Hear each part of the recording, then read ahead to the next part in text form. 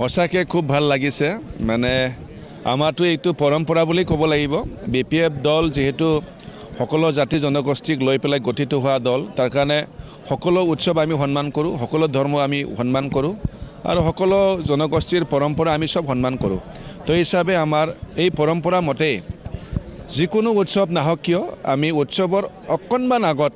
উৎসৱৰ সময়ত সবে ব্যস্ত থাকে লগ নাপায় তাৰ কাৰণে উৎসৱৰ বা এক সপ্তাহ আগত বা 3 দিন 4 দিন আগত তেনেকা আমি প্ৰাক অনুষ্ঠান কৰি পেলাই আমি একেলগে এসাঁজ ভাত খাওঁ এইবাৰো ইয়াৰ তেনেকা কোনো ব্যতিক্ৰম হোৱা নাই ভোগালী বিহু যেহেতু 13 তাৰিখৰ পৰা যে কি ক'ব এইটো উৰুকা 13 তাৰিখ পৰা উৰুকা আৰু আমাৰ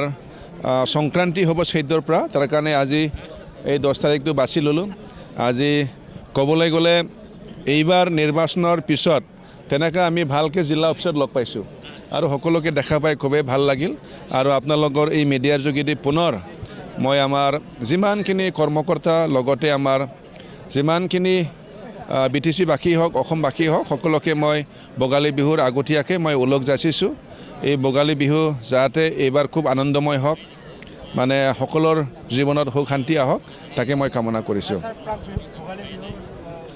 খবৰ লগত সংগতি ৰাখি আমচুৰ প্ৰাক্তন উপসভাপতিৰ APMCৰ সাংগঠনিক সম্পাদক অনুষ্ঠুপীয়াকৈ যোগদান কাৰ্যসূচী হয় হয় ক'বলৈ গ'লে আজি এইটো আমি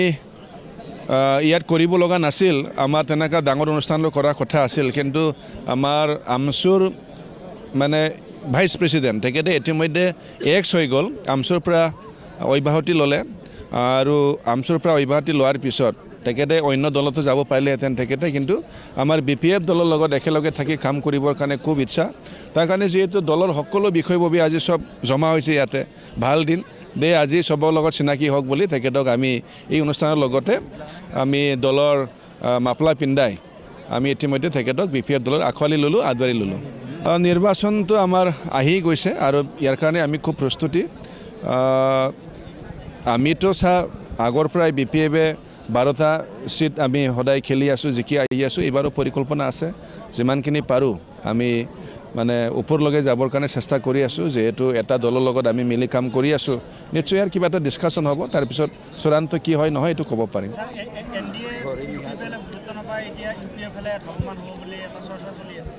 এইটো ময়ো শুনিহে আছোঁ মই বিশেষ নাজানো মই এইটো বিশেষ নাজানো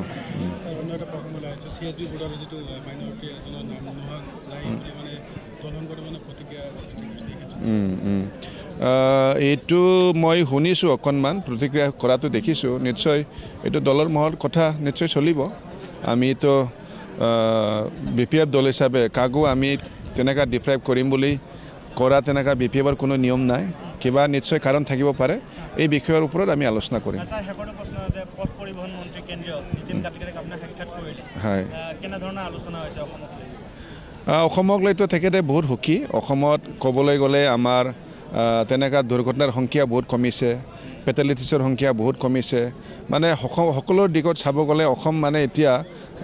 গোটেই মানে দেশৰ ভিতৰতে প্ৰথমত আছে তাৰ কাৰণে অসমক যথেষ্ট প্ৰশংসা কৰিছে আৰু তেখেতৰ লগত একেলগে মিটিং কৰি যথেষ্ট উৎসাহ পাইছোঁ আৰু আমাৰ পৰিবহণ বিভাগত তেখেতৰ গাইডেন্সত যথেষ্ট আৰু পৰিৱৰ্তন আনিব পাৰিম উন্নতি আনিব পাৰিম এইখিনি মোৰ বিশ্বাস আছে